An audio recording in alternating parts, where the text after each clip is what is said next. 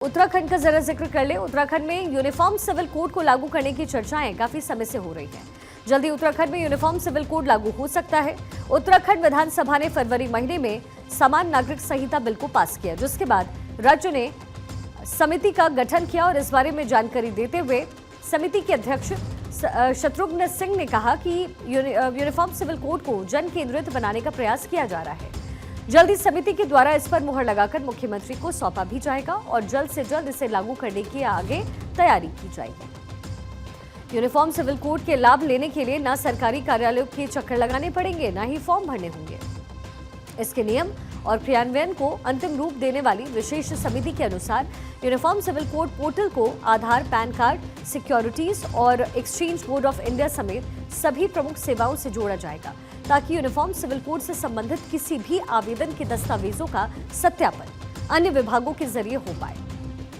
Uniform civil code portal पर आवेदन करने वाले का आधार, पैन, जन्म मृत्यु प्रमाण पत्र, संपत्ति आदि दस्तावेजों का सत्यापन यूनिफॉर्म सिविल कोड पोर्टल से संबंधित विभागों से जुड़े होने से फौरन हो सकेगा।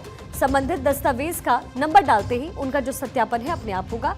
इन काम के लिए अलग अलग कार्यालयों से संपर्क नहीं करना पड़ेगा। ये तमाम बातें यूनिफॉर्म सिविल कोड से जुड़ी हुई कही गई।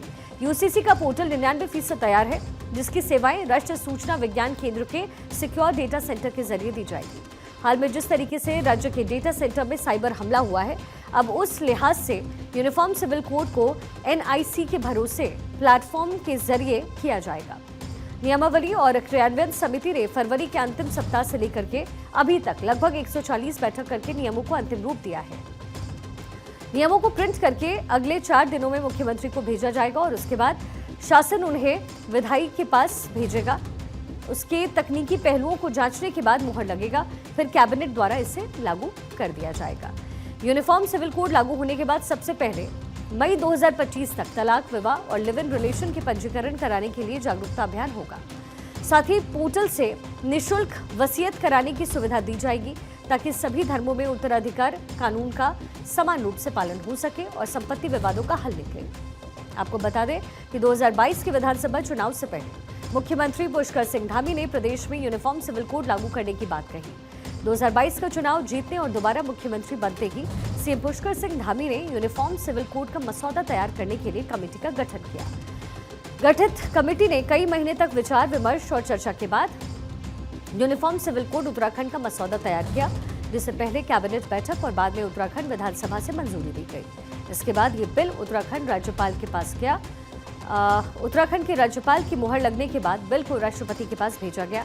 राष्ट्रपति से भी समान नागरिक संहिता विधेयक उत्तराखंड का मंजूरी उसे मिल चुकी है। राष्ट्रपति से समान नागरिक संहिता विधेयक उत्तराखंड 2024 को मंजूरी मिलने के बाद धामी सरकार ने इसे लागू करने की दिशा में कदम बढ़ाया और इसके बाद यूसीसी के रूल्स मेकिंग एंड इम्प्लीमेंटेशन के लिए कमेटी का गठन हुआ।